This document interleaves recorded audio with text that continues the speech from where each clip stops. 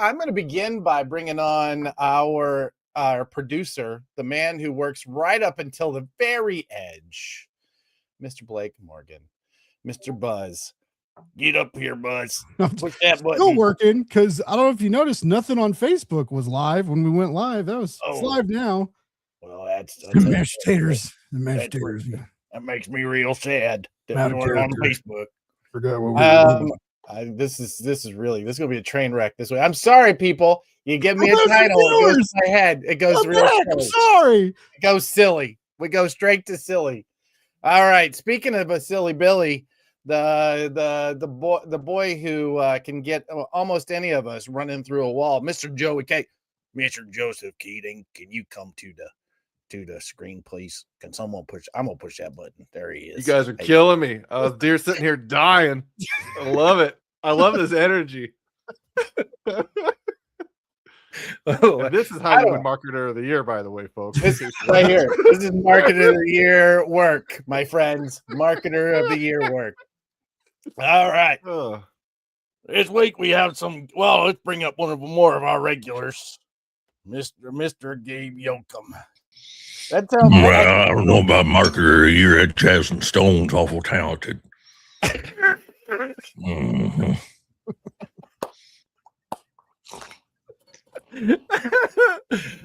I think he paid Heidi a little bit of money on the side to do all that CTM money coming in. All them advertising dollars. In big city advertising dollars. In big city ad spins. Gets you on that. There you go. I figured it out. Gabe at ProdigyM.com. Let's talk advertising. See, we can't. Hey, look, our circulation's gone up about 75% in the last week, from what I can tell. Our what did? Our circulation. Yeah, well, based entirely on hearsay, but that's right, exactly. Yeah, based entirely on Gabe saying on this show we were going to go to 100,000 copies. That's hey, look. If you 300% from our original goal. If you don't want to be positive, I do. I'm here for it. I'll do the work for both of us. It's fine. I understand. I'm absolutely here for it. All right. Speaking of here for it, I'm killing these segues, by the way. This week I am all about the segue. We have a couple of really special guests this week that we're going to be bringing on at one point or another during the show. Let's begin with CCI Live regular, Mr. Django Borham. It's me. Hey, that's me on that screen there. That's you. You're a little tiny man. You're sitting right underneath me. You're just a little tiny man with the headphones on. That's me. I'm tiny. The headphones. I'm basically Vic Chestnut from Sling Blade. Big chestnut. That's right. Speaking of chestnuts, does everybody realize that on Saturday is Joe Pruitt's birthday? Because he wants to make sure you know it's his birthday on Saturday. You should all it's Thursday, Adam. Thursday. Well, I'm so sorry. I thought on you the 8th. Saturday. Me, Elvis, David Bowie, and some guy who looks like me. People say he's my twin brother, Jim. I don't know who he is. We've talked about this scam of you pretending you have a twin brother just to get out of shit. I appreciate you doing that. It works. 5 minutes. High school, I got in trouble. I said it wasn't me, it was Jim, and they went and got him. And then they came back and go, it wasn't Jim. Okay. It was me. It wasn't Jim. It was Joe. Jim and Joe. Welcome to the stage, my partner in crime, the man who keeps this thing really going. I have no idea why he wasn't Marketer of the Year, because he's a real marketer. Is Mr. Brian Garside. Whoa, everybody push the button. Everybody do it. You are on really mute, quiet, Brian. Technology. You are on mute. You're muted. Look at this. No. Oh, this is wonderful. We should just muted, but he is closest to the camera. Everybody just allow it to be silent while he figures it out. The show. And this is why we talk shop. This is why we talk shop. Adam, quit using your powers for evil. Use them for good.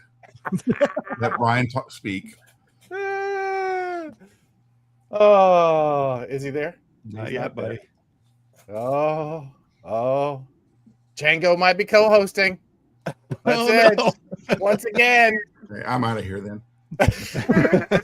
Good move. I was going to bring Jim on. It was going to be a real gotcha moment. This not talking shop, this not pre-show banter. This is a sign right here. This is going to be good stuff. Are you there yet? Do you have audio? No. I'll translate for him. We could call it Adam, you're an idiot. Tech When you check. get me- no. Oh, that's right. We Talking can tech. check. Yeah. Check. Oh, well, I can tell you we're still having. I don't feel like we've gotten. Oh, what? I heard that. I heard something. Can you hear me now? Yeah. Can you hear me okay now? Yes. All right. So yeah, And what happened to that's fun. What happened to the other Canadian? We have another We had Canadian? another Canadian that we had on the screen there for a moment, but now she's gone. Where is Just in case your audio didn't work, Brian. I thought it Who, was who Ryan. was the other Canadian? Ryan Reynolds. Steph. She was kind Oh, of freezing. Steph was here. Steph Kirk was here momentarily. You know what I love about this Steph is noticed that you two are the ones who were on me so much about my audio and or video Oh, not being dude. good, and neither of you, I don't understand how maybe the switches are all switched in Canada. Maybe you like plugged the wrong cord into the right hole or something. Huh? So a week ago, this thing fell off my desk, and it has not worked properly since then. Oh I had that no! exact same thing. You want to borrow Yeah. mine? I thought they were Yeah. indestructible. I don't even So know what did that is. I. It's Like an podcasting. audio interface. Yeah. It's Oh. the Yeah, it tariffs, sucks. Adam. So I don't. It's the tariffs causing these problems. No, we have no tariffs. That's the beautiful thing. I can buy anything I want to from China, and it costs me less than it does to cross the street into the Wow. United States. Too soon, man. Too soon. It's I don't know, man. That's a little rude. It's a little rude. I don't know. Whatever. Hey, by the way, did you hear Chris Ryle got himself a job heading the libraries in San Diego? What a cool thing. Like, come on. Like, that was not on my bingo card for the year, and it Mine only either. took 6 days for us to go, what? Yeah, I'm gonna give him a call this week and chit chat about that. Yeah. There she is. Yeah. Stephanie Girk. That's a fun name to say. I didn't want to actually be here for the pre-show banter, so I've been like, oh no, my Wi-Fi. The wise. Yeah. Did we get Brian? We did. Here. We at the did. same Okay. time. You know, Okay. until Stephanie got here, I was looking at the screen and I was confusing this with another meeting I have today. That was like it's a 5-year anniversary or something or other.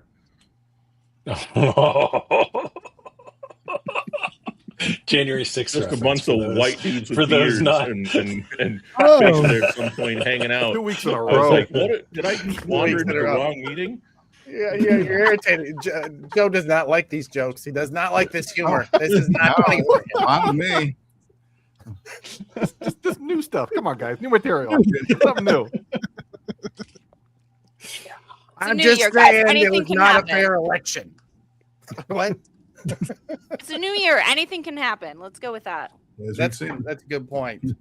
Lots of stuff is happening too. It's pretty Stephanie busy. is for those of you who don't know Stephanie is actually our producer, one of our producers on the podcast, actually our first producer on the podcast. She helped us get the whole thing off the ground and still helps us with booking and keeping everything on track and making sure that we have enough guests and that we can figure out a way in between to put my schedule and their schedule for 2 hours at a time together. It's not a small She's task. the real And- power here. And really, her biggest role is to keep you humble from what I see in the Discord. It's really her greatest asset is just keeping Adam humble. Yeah, and I'm Well, gonna I've had the luxury of knowing Adam first as an enemy before It's true. Sure. boss friend. Haven't we So all? like we go many- back. For many years, we would see each other, and I don't know why I thought it was funny to begin with, but I would just begin with this like seething look, like, Yeah. "Oh, it's you." Yeah. Wonderful. We were, I think people actually thought we were very hostile towards each other. Yeah, I can see that. Yeah, my mom Meanwhile, said I that. had the best time in our interactions because I was like, oh, finally someone I can, shit talk with. Exactly. That's exactly it. I was just so tired of everybody treating you like a princess, and so Yeah. I needed to People bring were you too down. nice to me in comics. I needed They someone really to be were. real.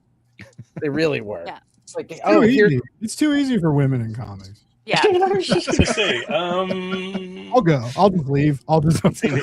I was gonna say, Why now would- we're Run. entering into that territory.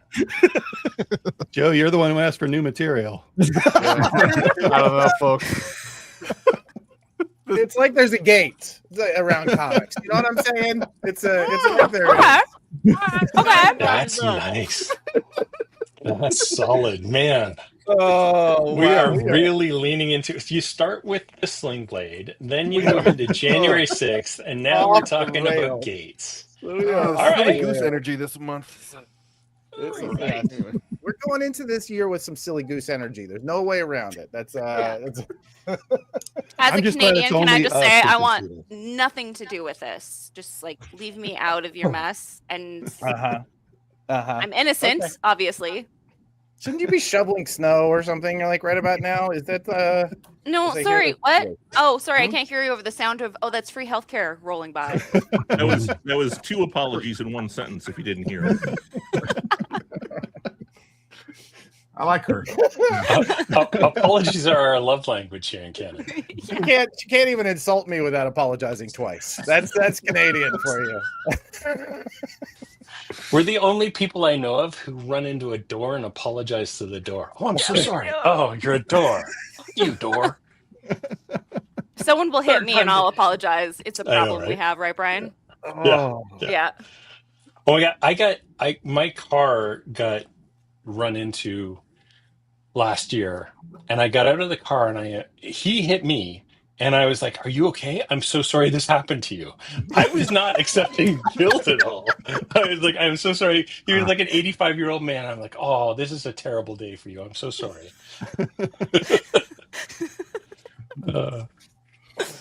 I'd just like it noted that while we were here, and I know that everybody's going to give me shit about this thing that happened this week with the marketer of the year, but I did a post on LinkedIn about it.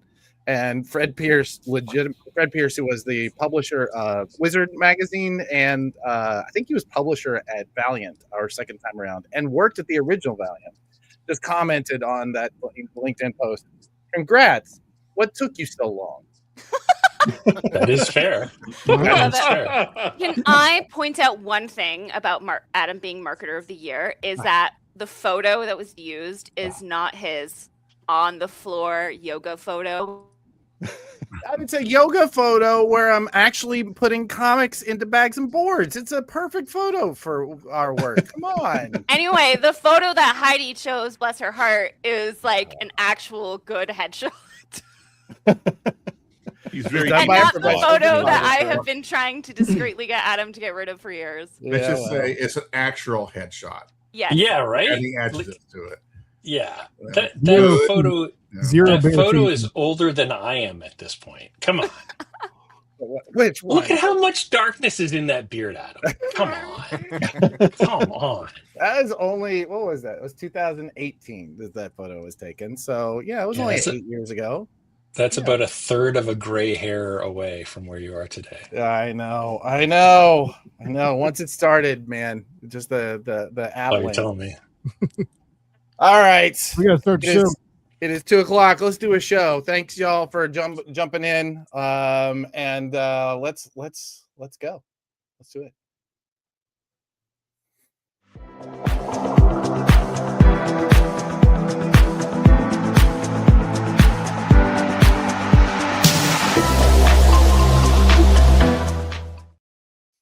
Welcome to Comic Industry Insiders Live, our weekly show where we get to talk about the headlines behind the scenes of the comic book industry. We get to talk about where things are going. We get to talk about the mechanics of how the comics industry works.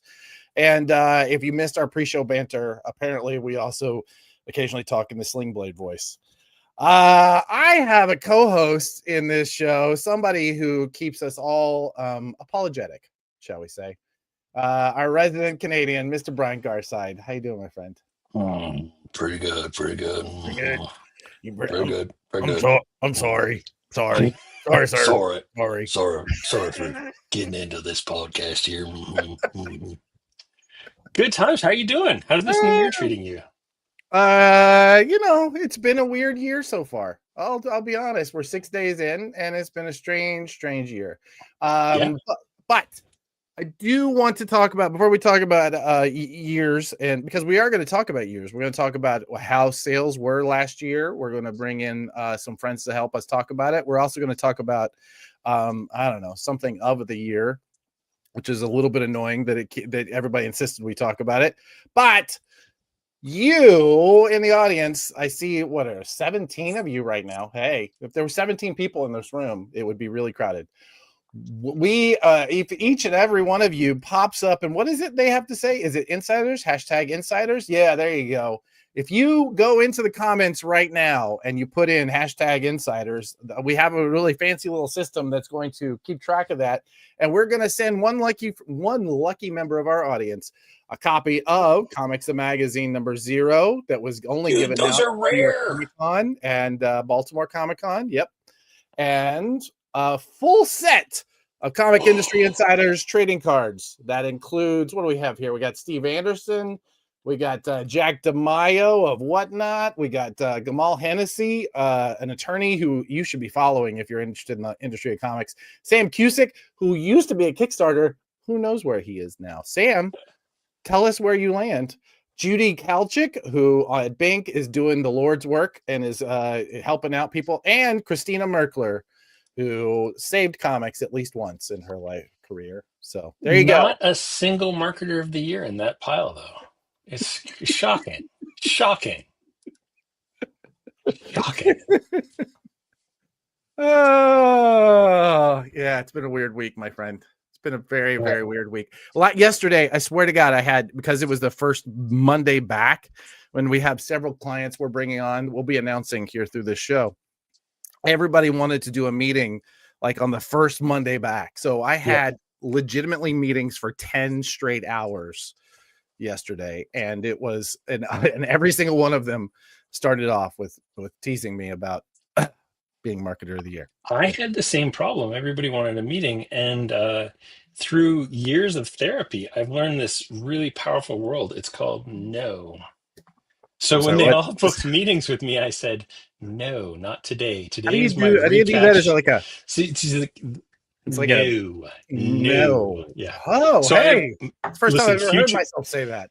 Future me really messed up, and the end of my week is just meeting. But yesterday was like, my brain is not fully engaged yet. I need a day of just like decompressing and getting through things. So yeah, it was actually really good. Yeah, I'm not real good at no. It's not on my, it's part of why we do so much is that I say yes, and then I give it to people like Steph to go figure out. That's really what it takes to be marketer of the year, is to be able to make Steph do things. That's the key. So someday I hope to be you.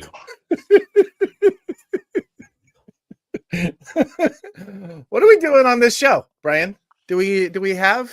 We're going to talk about sales. We're going to talk about the state of the direct market and how sales are doing in the in the shops. It's going to be. I am so excited. I tell you, the one of my favorite things about my relationship with you and with Django is the ability to see the data of what is happening in the shops right now, and we're going to look at how the comic shops are performing. And there's somebody on my deck. I'm going to go pull the shade. Hang on. Okay, well, you can do that. I'm going to talk a little bit. Yeah, it's been an exciting 2025 across the board. When we talk to retailers, we hear the same thing over and over again. Double-digit growth. 10, 20, sometimes 30% growth.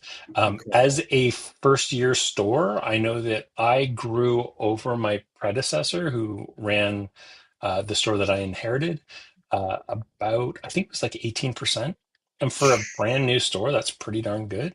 That's and we really haven't, really turned on all of the jet engines yet. So yeah, it was a good year.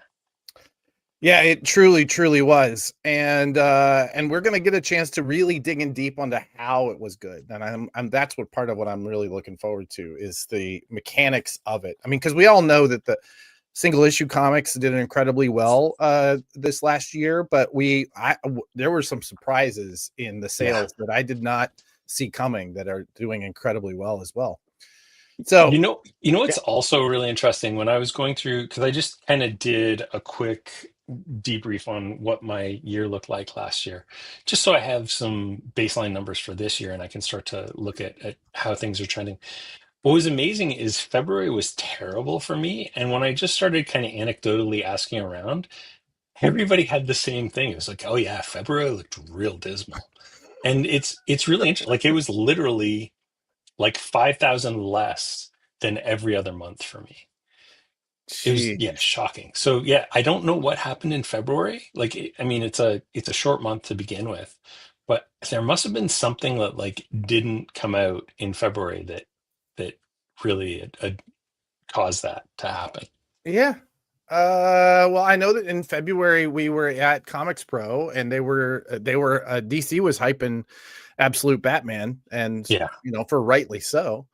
So I think we were just in that sort of calm before the storm, as it were, right? It was just we needed to get the ball rolling. Yep. Well, speaking of getting balls rolling, I'm king of the segue this week. I'm murdering these segues. That one was pretty terrible. But yeah, let's get those balls rolling. Let's first start talking about the Prana Bullet. This is our weekly newsletter that we send out to people in the comics industry. We do we talk about the week's headlines. We do a much more in-depth look at with the headlines of the week. We are starting this week going to be posting sales charts, both market share and the top 400 single issue sales. We're also going to be looking at graphic novel sales that are happening in the week before the week prior. So we're going to be doing weekly sales reports in our newsletter for comic shops. And I'm crazy excited about this. We've been building this with you and Django and behind the scenes, and it's just going to get bigger and better as the year goes on. So if you're not already subscribed to the Prana Bullet, pull out your phone and hit that QR code or go to pranadm.com in there in the comments. And while you're looking at the screen, also, you should probably enter #insiders in order to get the giveaway, because we're going to give some stuff away at the end of the show. What is this? Who is this robot lady? What's going on here? It's getting closer. So Comic Previews is where it's the next generation of Previous World. We have 650,000 products on there that are easily searchable. It's growing all the time. And this is where our new subscription tool is going to live off of. So yeah, you need to get there. We are going to work with a select group of publishers starting next month to start getting more information, things like preview pages and all kinds of other really cool stuff. I just got done a 10 a.m., so a 4-hour meeting with my dev team to map out the next, between now and February 17th, worth of projects. And it's going to be really exciting. There's some really cool stuff coming. I can't wait to start showing people. But there are only 36 people who have signed up to comicpreviews.com right now to get informed when we, start to really ratchet up the dials, I guess. So you need to get on that list if you want to be part of something truly amazing. I will tell you, I've seen what you have planned, and as a marketer, this is the tool I've been wanting for decades. This is exactly the sort of interface that we've been needing. Hear that, folks? Marketer of the Year, Adam Freeman, just said, "This is the marketing tool I've been needing." So if you want to be the marketer of the year next year, you need to just enter your email address in there. Oh man, this is never gonna not be fun and embarrassing. Oh, poor Adam. Oh, I know. Let's get into headlines, shall we? And as you can see by like this person whose name I cannot pronounce, You absolutely should Registrant. put in hashtag insiders. What is this? Registrant. Welcome aboard. You too, Jeremy. Good to see you, buddy. All right, let's talk about some headlines, shall we? Yeah. This guy right here. So the Comics Beat did their annual list of of the year people. Marie Javins was named the person of the year. Marie Rightfully Javins, of so. course, is the editor in chief at DC Comics, and this guy, Adam Freeman, named Marketer of the Year. I wish we had done more slides on the rest because it was really a fantastic grouping, and I think that if there is an honor, it's being in that list because there was some people who've really gone over and above this year, and turned what, as you pointed out, could have been a really lousy year starting in February. Right? It really could have been horrible, but the folks at DC did an incredible job. And so many of the other publishers that they talk about, so many, I don't know, it's a really fantastic list. Heidi and their crew did a really fantastic job this year of pulling that up. I see Do we want to take a second and just kind of go through the list? Yeah, please, let's do it. Yeah. So Marie Javins, editor-in-chief DC Comics, was named the overall industry person of the year. Mm-hmm. And then we had Absolute Man of the Year, Scott Snyder. Yes, indeedy. Thank you, Scott, for bringing us Absolute Batman. This fella, Marketer of the Year. Schmuck. Yeah. Great. Yeah. Honorary mention was to Jim Lee. Yeah. Writer of the Year was Dennis Camp. Yes. Man, amazing. Dennis Camp had an amazing year this year. Really, and it's so funny because I've told this story a few times, but when Ultimates was announced, I remember asking Jeff and Django, who's this guy? Why? Because it's a pretty high profile title. Why would they give it to him? But by the time Martian Manhunter came around, it was yep, I get it. I understand. Then we have, we've got Dave Pilkey, so many different folks. Where's the next one? Showrunners? Amy Wright for ushering in a new era of TCAF. I love Amy. I'm so glad that she's there doing that work. She's fantastic. Yeah, and TCAF really needed. Have you ever been to TCAF? I have actually. Yeah. I did one year many years ago. But coolest conference that I've ever been to. So it takes place inside of a massive reference library that's on 4 different levels in Toronto. And then it's not just in that building. It's there's 3 other satellite buildings that part of TCAF is in. There's a concert theater, an ancient concert theater with a Masonic temple at the top of it that Chip Zdarsky and a bunch of them were in one year. Yeah, it's the coolest show. And yeah, having Amy doing the kind of publishing or the outreach and stuff around it is really, it's changed the vibe of that show for sure. And Amy was such an asset when she was a librarian. She really did change. The year that she ran the New York Comic Con librarian publishing sort of at the New York Public Library. All of the programming that happened for publishers around libraries that year was fantastic. So yeah, anyway, she's a wonderful candidate for that. I've also been corrected that this year it's going to be it's now at the Maple Leaf Gardens, which is well, there you go. There you go. Yeah, this group, right? Todd McFarlane, Mark London, and Nick Barucci as publishers of the year. Can't argue with that very much. I think we really need to do Nick Barucci. I've called it. This is the year we get Nick Barucci as an interview. I really want to do Mark London too. What a fantastic story he is. He started off as just this a self-publisher. He just started off with his own book, and you look back on that book and it feels a little self-publishery, Yeah. It really he just built an entire company around that idea of I'm going to be a publisher of comics, and now Mad Cave is such an industry driver. Yeah. And Nick Barucci, man, that guy just does not know quit. He really doesn't. He's And you want to talk loyal, like he was loyal to Diamond to a fault. Truly Stuck to with a them fault. right Yeah. through the darkest times, and yeah, awesome. And McFarlane, I mean, it shocks me every time that we do polls, and like the pile of polls for Spawn titles is always shocking. Like, we're talking, 1/4 of all of our subs get a Spawn title every time they come out. Yeah. It's amazing. And he managed to keep things, affordable for the longest time too. So yeah, Yeah. he's No, it's ever impressed. Ever yeah, impressed with Todd, the Todd father, as those of us who, Podfather. yes, Yeah, who there's a guy you need on your show.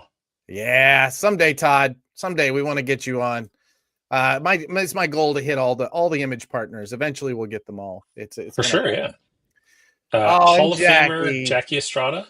Yeah. Oh, wonderful Jackie. Jackie Estrada. For those of you who don't know, Jackie has been working she runs the Eisner Judging Committee and retired this year, or this last year. And she truly is one of the saints of our industry. Now, listen, for those of you who have been a judge, you know how much control she loved to try and get over those judges, but everybody ended up fighting back with her. And in that fight, you end up bringing some really cool really cool books into the judging and onto the ballot. And it was, I mean, she's one of those that just kind of did it for the love of the game. When she and her husband, who unfortunately passed away, Batten Lash, when they were just like one of those comics power couples, that would show up at every convention. And I don't know, I love that they were able to do this for her. That's such a nice. It's nice. It's a nice thing. Yeah. And then last but not least, the negative impact person of the year went to Steve Jeppy. Man, I'm gonna push back a little bit, because this is a little, I will say, it might be a little overly harsh. I'm not saying it is, but I feel like there's a mix here that I think should be acknowledged, of both good and bad. Part of the reason that comic shops have been so stable for the last 2 decades is because of Diamond, right? Part of the reason that comic shops have held on when all other brick and mortars were getting devastated was because of Diamond. I can't say that it was 100%, Diamond. There's so many reasons that the comic shops do so well, but I mean, I get it. But there's another guy who's just loyal to, as someone said in our private chat, loyal to default. Like, he really hung on to people that maybe shouldn't be there anymore. He hung on to programs that maybe shouldn't be there anymore. I don't know. It's such a mixed bag of emotions and incentives and problems that caused that whole bankruptcy, that it's hard to call him a villain. I refuse to do it. Yeah, for sure. And I mean, as the incumbent, it's always difficult to see other players come into your domain, right? So Yeah. like the fact is, they built a lot of the kind of infrastructure that everybody else was able to kind of glom onto. For the longest time, Lunar's data was all based off of Diamond's data, like series codes and everything. It wasn't until kind of later. So yeah, there's a lot of stuff they did that was really beneficial. And one might say that maybe, having a quote unquote monopoly for as long as they did made them a little complacent, but they got where they were because they had all the infrastructure and all the pieces in place at the time. Yeah, 100%. 100%. Anyway, it was a weird thing to wake up to on a Monday morning back from the holidays, being on that list. So I want to say thank you to Heidi and to the entire Comics Beat crew, and to those of you who put us up for that and had put my name on that list. It means the world to me that you guys thought enough of the work that we do to call it out, and I really do appreciate that. All boasting and bravado aside, it is very humbling to know that that what we're doing is bringing so much value to people that they I didn't lobby for this. which is weird because I have lobbied for clients and bosses to get on that list before, so I know how it's done. I just didn't do it. So That's what makes it even better, though, in my opinion, is like this was an organic thing that people spoke out, and it wasn't just those of us who like you. It was a bunch of folks that probably hate you as well. So there's a lot of different people there's realizing. plenty of you out there that hate me, and that's fine. You feel free to jump into the comments anytime. All right. What was interesting to me was like some of the insights that in some of the nominations, and just like the fact that people recognize what you're doing. You're kind of lucky that you started Comic Industry Insiders as the industry was, went through that massive tumultuous process, because there is a book to be written about all this stuff. And honestly, you have some pretty good third-party insights into it from the interviews you've done that I might just have to encourage you to write that book, my friend. Like you need another job, but that book needs to get written. That's right. The hole in my head right here, I need more than I need a project like writing a book. But, I mean, yes, I've thought quite a bit about that in the past. And of course, part of what we're doing here is trying to create content so that everybody can learn from what we know and what we're learning as we learn it. So that is the overall goal.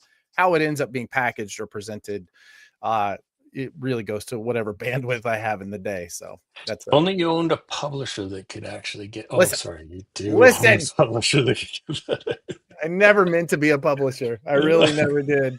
Apparently that happened too. And I never meant to write a data standard, and yet here we are, Adam. Here we are. Here we are.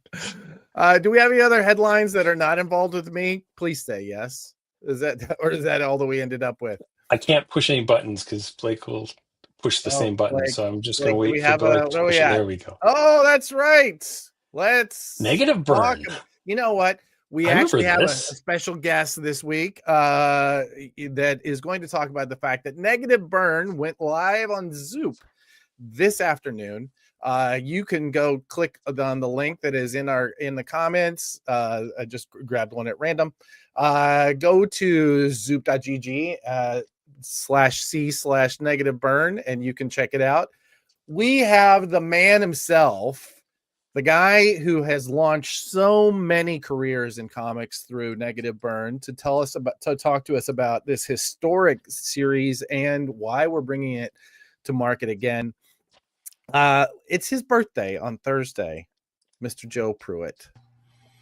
Who pushed the button? I pushed the button. No, all right, whatever. Hello, guys. Hey, Joe. And just like congratulations on your award, but also let you know that I nominated and voted for Brian.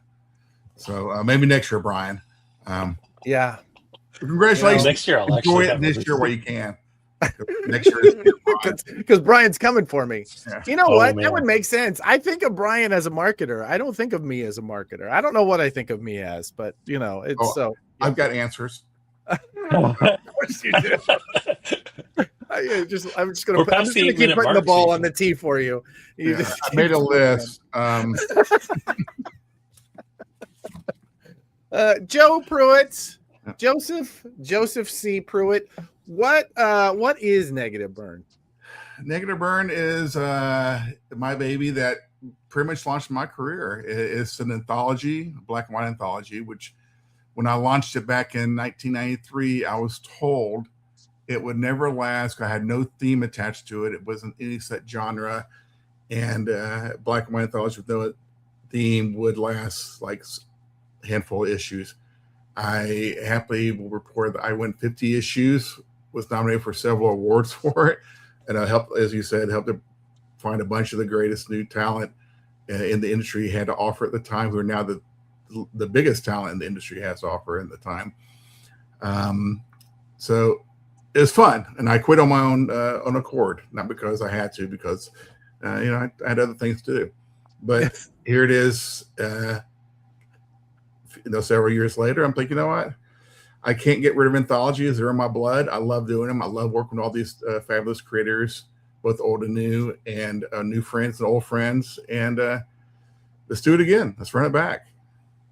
That's wonderful. So talk about some of the new and old friends that are in this particular anthology. Well, in this particular one, you asked me to remember stuff, and I'm getting old, and I really can't. So let's pull up. Okay, I got it. I know. We can get a list on the screen. That's going to be happening. Okay, that's that. But yeah, I mean, I wanted to get some of the veterans from the original series, but at the same time, I wanted to give a chance for voices that were never able to get in the first series or the second series at that as well. So a little bit old and new. I mean, like I went back and grabbed Paul Pope was one of the stewards from the very first series that I found very early on, right when he was starting his career, which was great to my advantage because I can go. Paul at that time was so productive and fast. I said, okay, I'll go, Paul, hey, I somebody didn't get their story done. He goes, how many pages do you need? I said, 8. I go, okay, you have it next week. So he was my go-to fill-in guy as well. Wow. So he was a great guy to have at the time. But you can look here, the covers I have here, Joe Lisner and Francesca Francavilla and Sam Keith and Dan Panosian, Joe Jusko and Wando. None of them were in the original series because either weren't really in the industry at the time, or they're just starting off, or we just weren't friendly.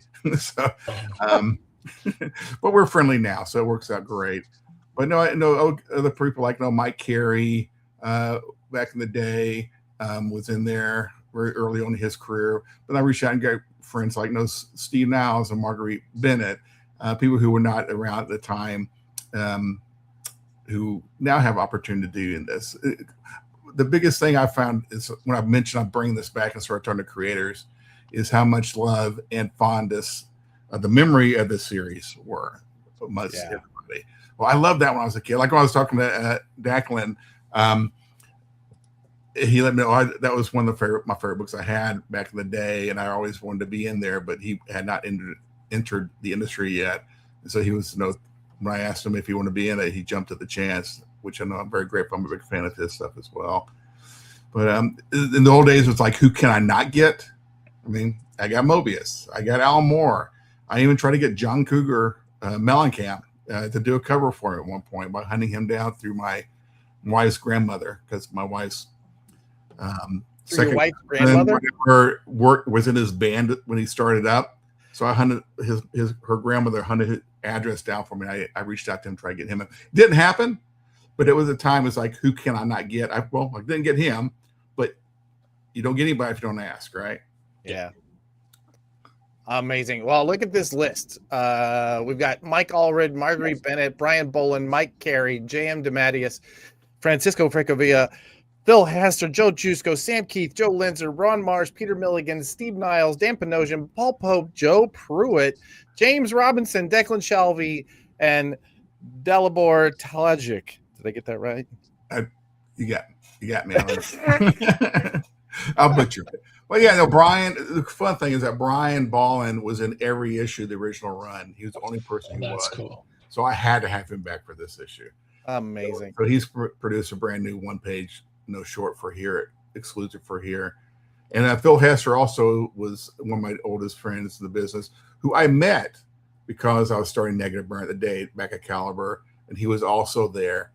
And he was putting together a horror anthology called Sponge, if I remember correctly, at Caliber, which never happened.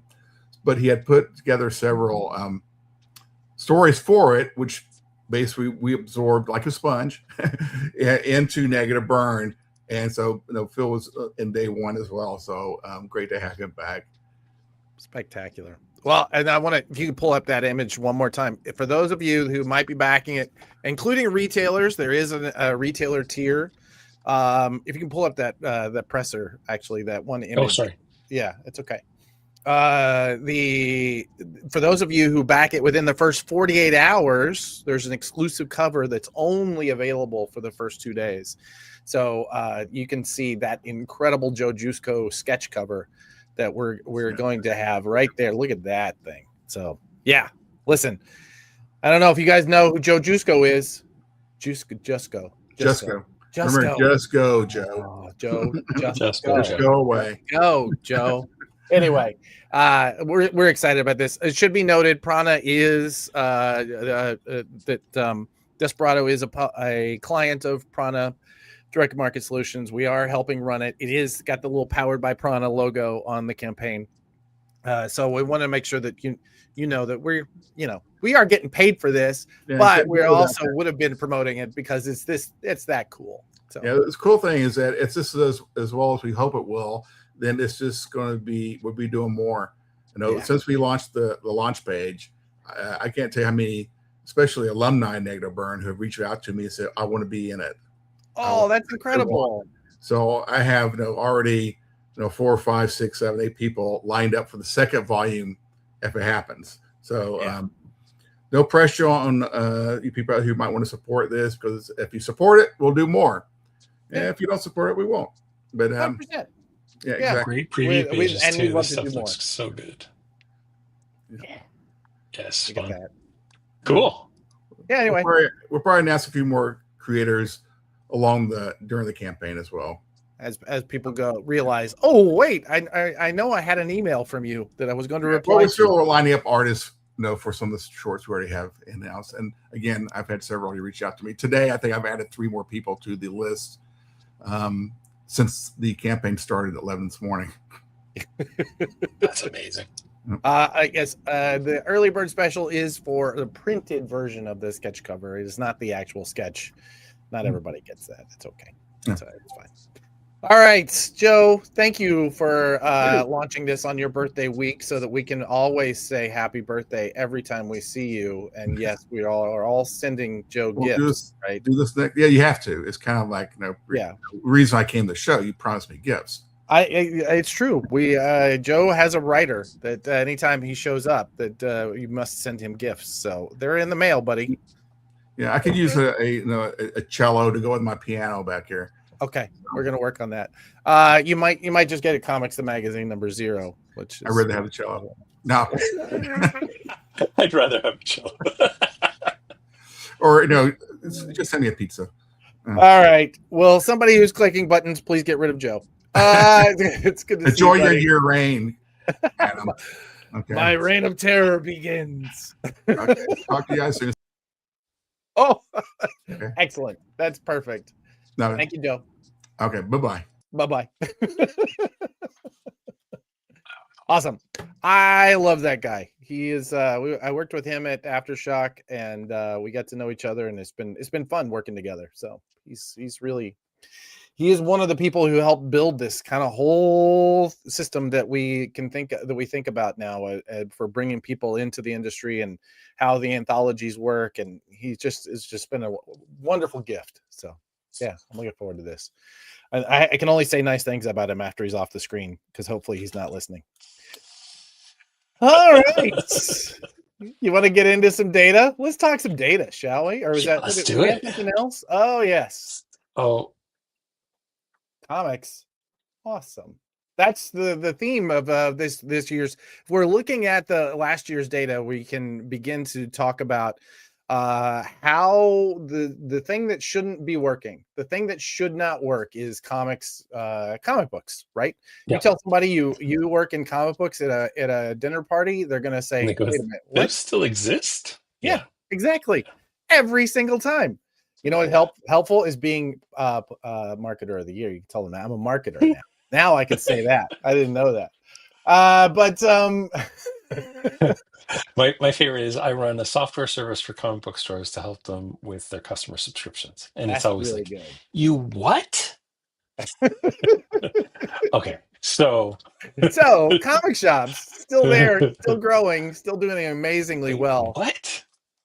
Partially part of the reason for that growth has been the service providers like Managed Comics and Comic Shop Assistant, who have stepped in to kind of fill in a lot of the services that Diamond left in their wake, and to help grow help the stores that are looking at greater and greater complexity kind of simplify their lives. And you guys do that so well. And it is wonderful that there's 2 of you that are competitors that are so friendly. So speaking of friendly, let's bring our often co-host and your competitor, your number two to your number one is our the man only known as Django. Django. Hey, can I tell you guys something? What's that? Yes. I wanted to congratulate you, Adam, for being on a show with two of what Sketched.com called the most interesting people in comics last October. True. So True story. Thanks for being on our show today. I really appreciate you guys letting me be here. We've got a lot of award winners here. Yeah. Most interesting people in comics for 1 year. That's yeah. That's a pretty good run. Have you seen how short miniseries are now? Ongoing That's series true. are only 6 issues. A year, 12 issues of yes. You know what? That is actually good. I wonder if we could get that whole panel from David's article. We get them all, get all of you on a panel or something. That'd be awesome.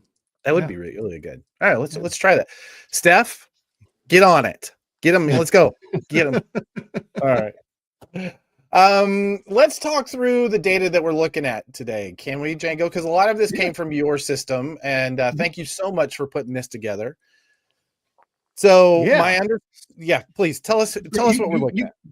So this is what we're looking at is 2025 December versus 2024 December. And we're looking at all of the stores that we had in both of those dates. I think we're looking at the full year over the full year. I think we ran out of time to do the December, or are we only looking at December? I think it's December. Oh, okay, great. I think it's December. Yeah. Which I think is more interesting because we had the stuff last year or last for September over September. And this shows slower growth, and I've got some ideas about it. Unless you're looking at different files than I was looking at this morning. It's December over December. I just misread them. That's totally fine. Nice. Okay. So this is hard, you guys. It is hard. It is easy. So this is stores that use Comic Shop Assistant. They've all been anonymized before we even gather the data. So I don't think even we could reverse engineer this to any specific store. But I'm also happy to talk about anything that we can compare in our store, Comics Place, up in Bellingham, Washington. So I think we're maybe an anomalous store size-wise and market-wise. But, for example, our top sellers in 2024 was a Vault comic. Yeah. Because we did a weird promotion. So can we talk just for a moment about the challenge of this data, why it is so difficult to pull it together? And why, for instance, in this, our cohort's only 39 stores out of 2,500, right? So it's going to be, it's always a little bit challenging to pull data like this together and get a big enough cohort to represent the market. Can you talk about why that is? Yeah. So for us, the challenge in a year over year comparison is that we want to make sure that we're comparing absolute stores. So we don't want to say compare 39 stores from 2024 to 110 stores in 2025, because that's going to give us weird everything, right? Yeah. We're only going to be able to look at averages. And then beyond that, I think Brian and us have different challenges here. We don't have a parent catalog at this point. So if a store sells a thing and they say this is a trade paperback, cool, that's a trade paperback in that store. If I sell it, I call it a book. And if Brian sells it, he calls it a graphic novel. So there's a bunch of sort of normalization that we have to go through to make sure that we're actually looking at apples and apples. It's more like applesauce and applesauce, I guess. One of the things I tell people, applesauce and orange juice. That's right. One of the things I tell people, and we've actually discussed it quite a bit on this show before, is that that when you're trying to look at sales data in comic shops, part of the reason that comic shops do so well is because they're all so individual and they're all so independently minded, and they're all figuring out how to do this weird thing inside of their community with their staff and their brains, and their, couldn't get a corporate job kind of head for business. Like each one of them has a different viewpoint. And so, any one of them, whether they're working with Managed Comics or they're working with Comic Shop Assistant or Comic Hub or Comic Suite, they're all using those systems slightly differently. And so normalizing data for that has been the near impossible challenge of trying to get these viewpoints, right? I'm ferocious about making sure that if we get a new printing of a trade paperback, it's a new product, right? Because we work in a collectibles industry. We've got users who just treat it as if it's the old product and update the price. And so for me, that's bonkers. But for them, that's the only thing that makes sense. So yeah, we're all very special flowers. And if we wanted anybody to tell us, you know, what to do, we would not be working in comics. I think we'd be working at Barnes and Noble. So those are the challenges. Let's get into the data, shall we? So what are we looking at here? For why are these kind of metrics so important? I mean, it kind of shows the health of comic stores, right? This is the same comic stores over time, and we can see that there's been some growth. And you know, not every industry sees growth in the way that comics have in the last couple of years. So, you know, just being able to look at the fact that comic stores, and honestly, it's comics and hybrid stores, right? So some of this is going to be a bump from games. But it's, you know, it's important to see whether we're growing or shrinking and where we're at with that. And I don't think you have slides to compare these December numbers to the September numbers that we had.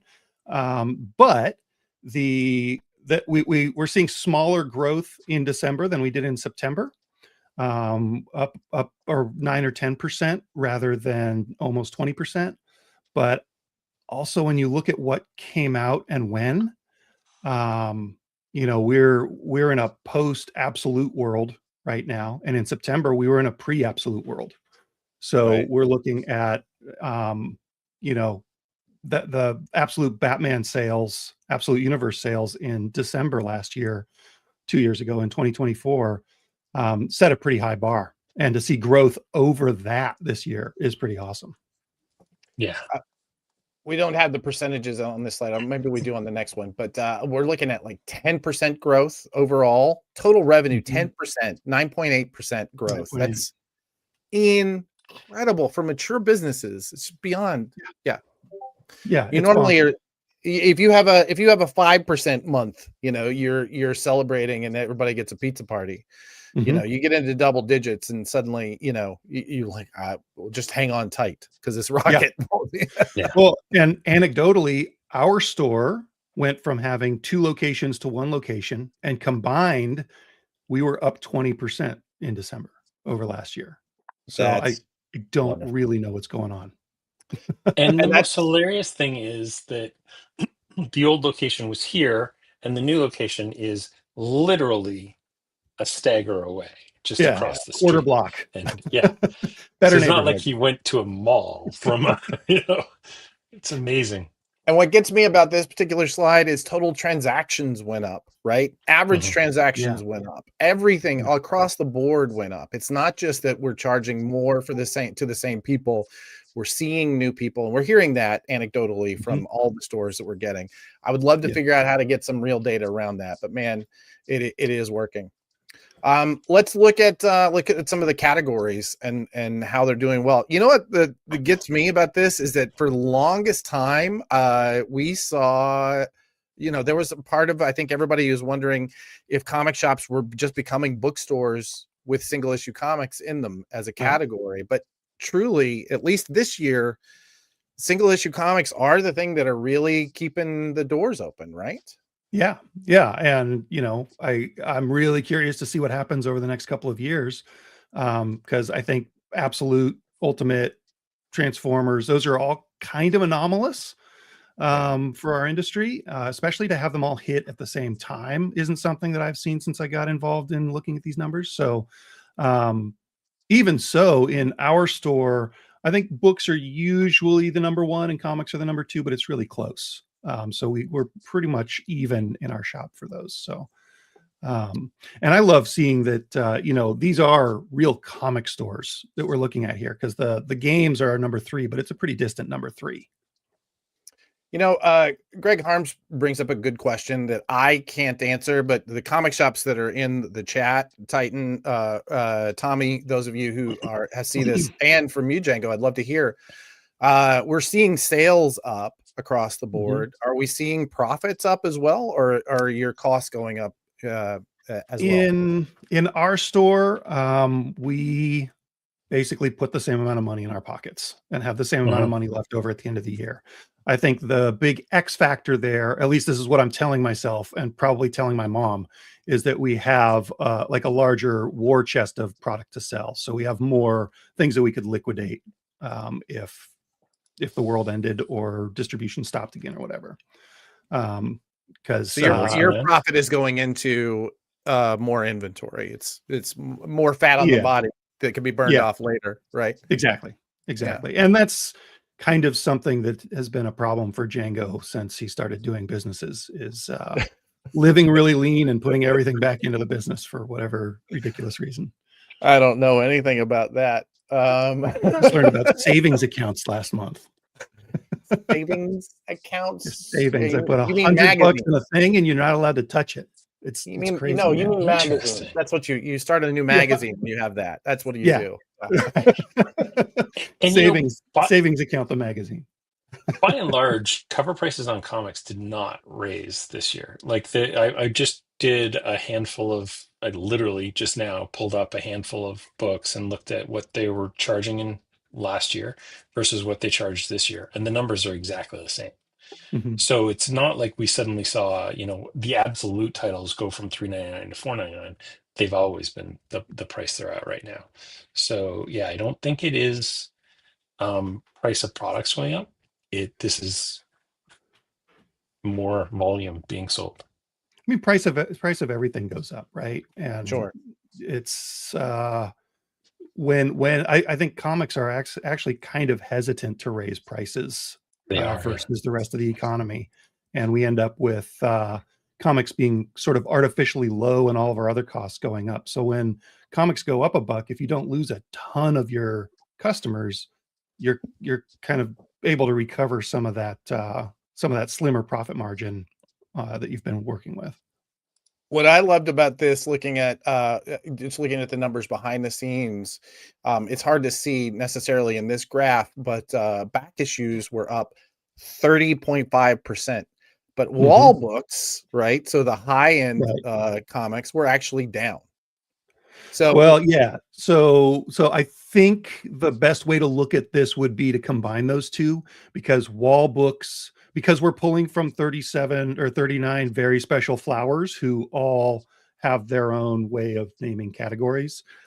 I think most people call wall books back issues, and we have a store or two that have something called wall books. Got you. But it's notable that those stores saw a decrease. I think that's right. I mean, so no matter how big that cohort within the cohort is, it was at least enough of them to land on your reporting, which tells me that people are buying back issues recreationally as opposed to as investments, if that makes any sense at all. Right. I mean, if I had to put an understanding around the metric, it would be that people are more interested in filling out their collections than they are in filling out their portfolio. Right. It could definitely be that. If this is, I mean, it's fairly small numbers, right, for the wall books category. It could also be that somebody sold an Amazing Fantasy 15 last year and didn't sell that this year. Sure. Like those wall books could be $40,000 comic potentially.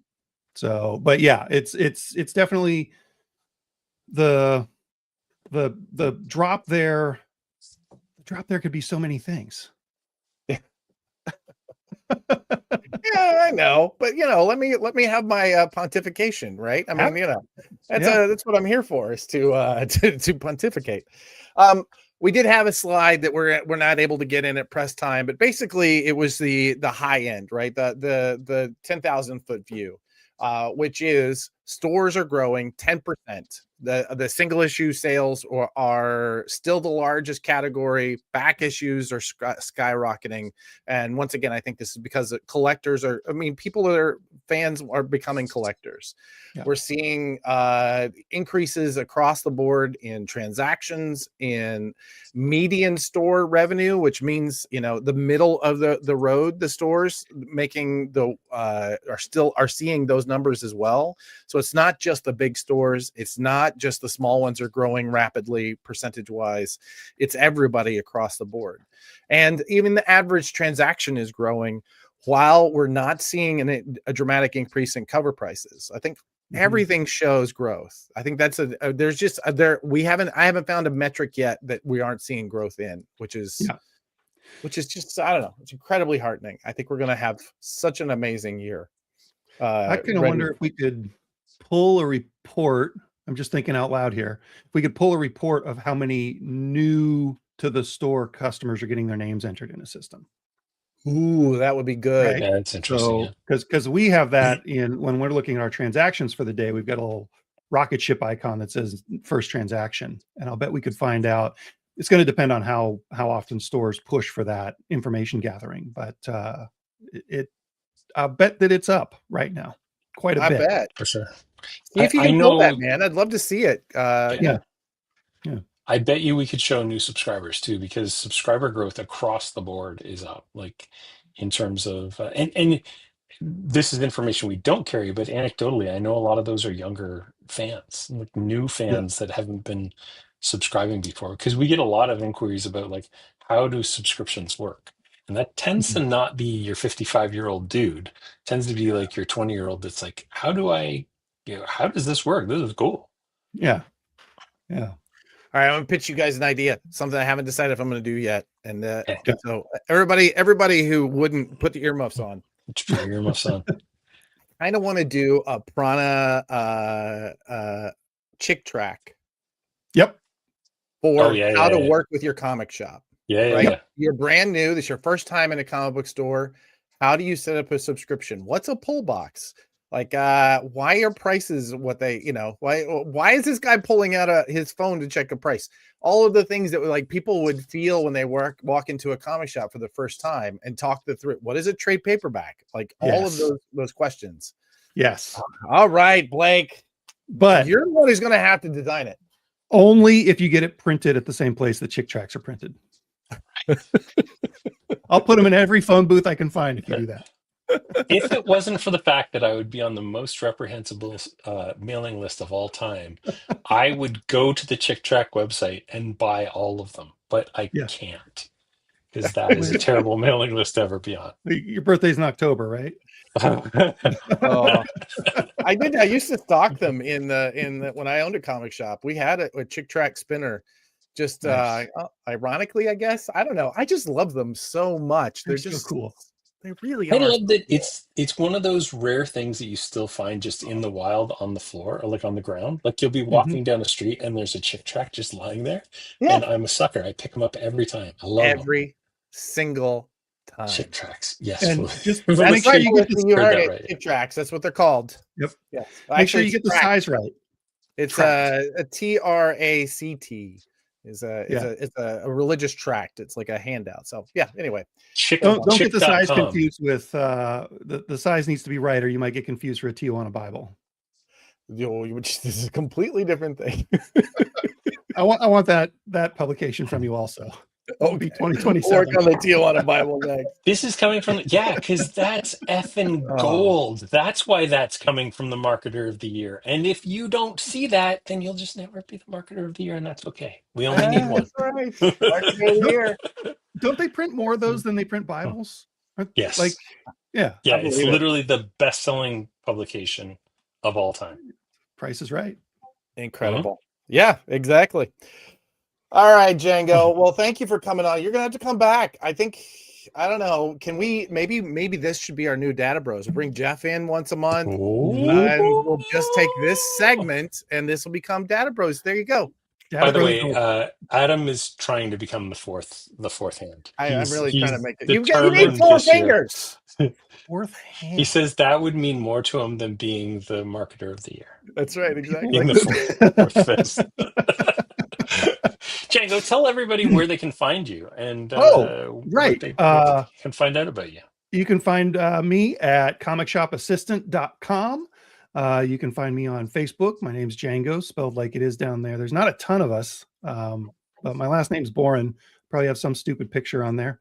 And also at the Comics Place in Bellingham, Washington, shop.thecomicsplace.com, and check it out. We just installed a thing that talks to Comic Shop Assistant that tells us on our wall with one of Brian's little counters how many back issues we have in our system. And so you can access our 40,000 plus back issues through that website.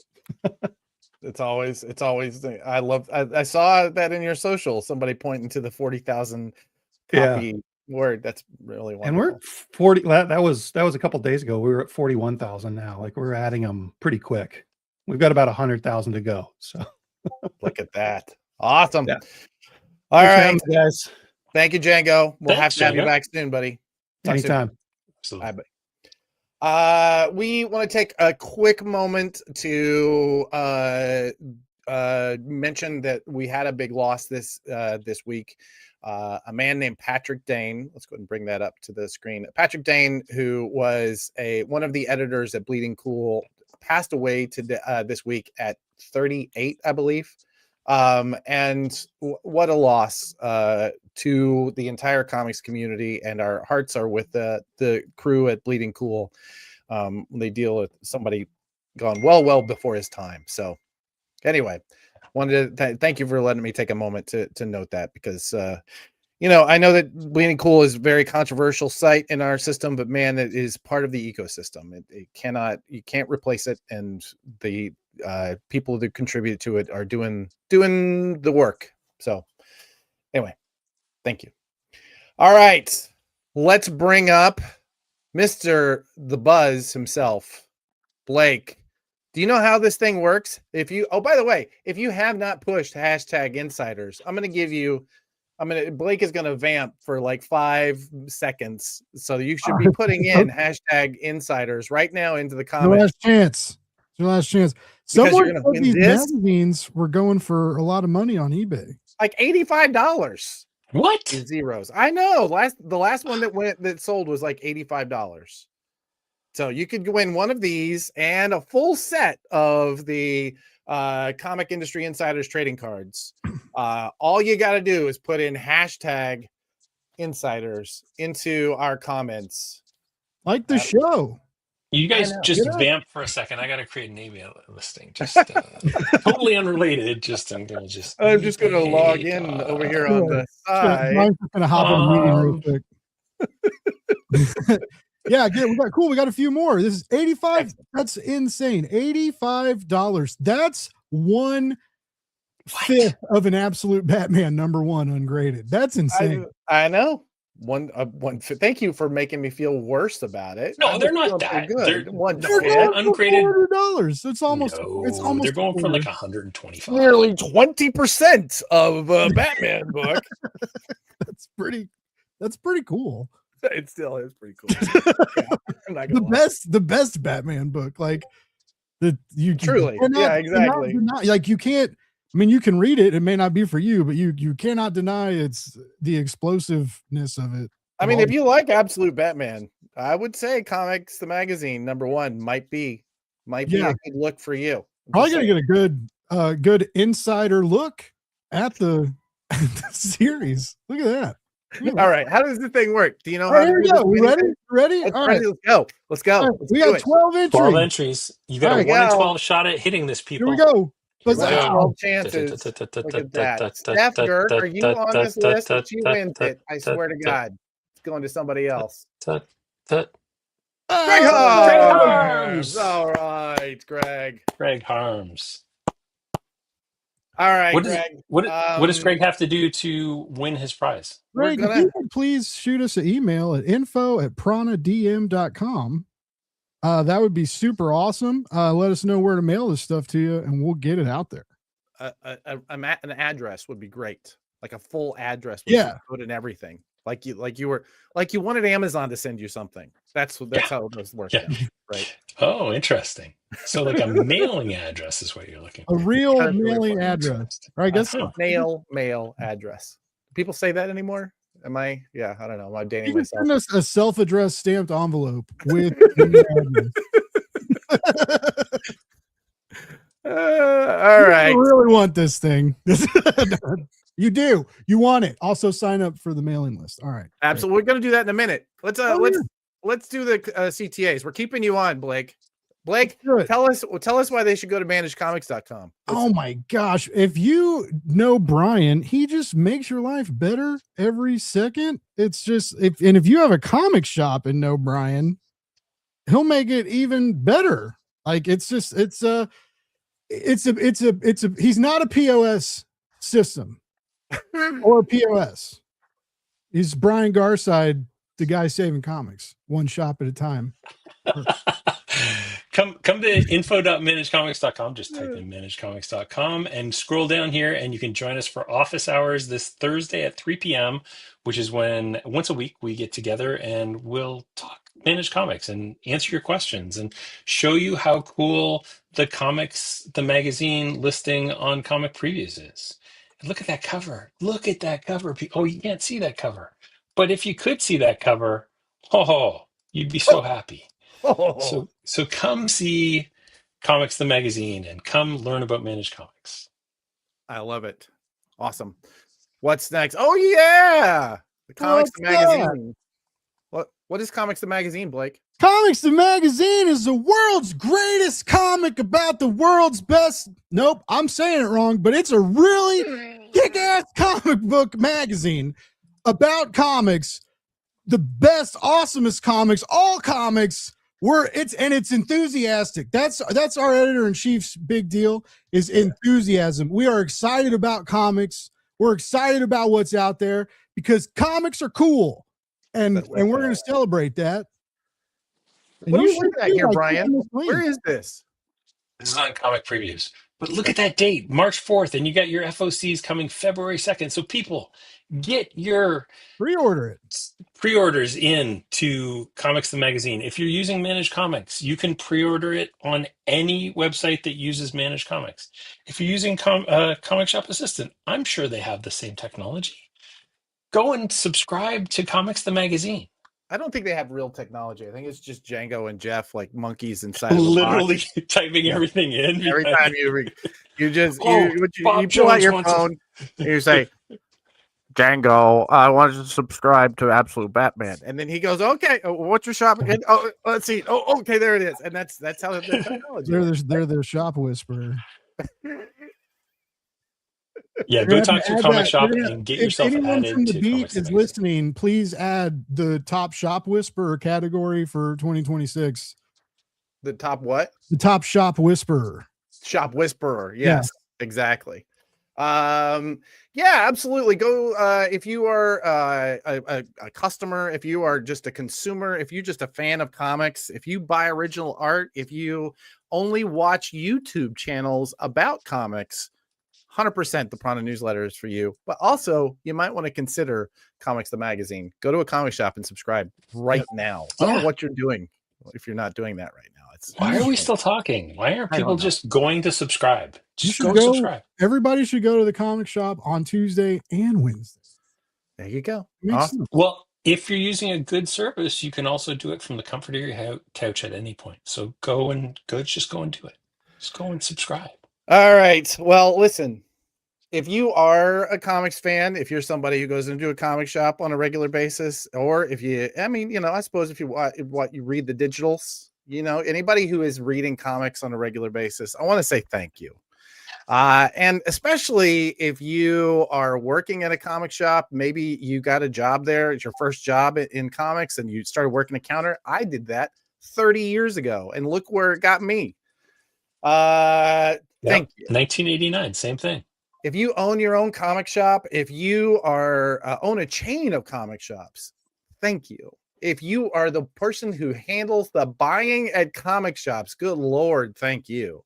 If you are a comics creator of any stripe, letterers, I'm looking at you.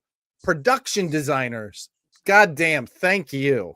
If you are a publisher of comics and you put your money on the line to create these really amazing things and get them out into the world, thank you. Every single one of you, thank you. Because what you did this week, what did they do this week, Blake?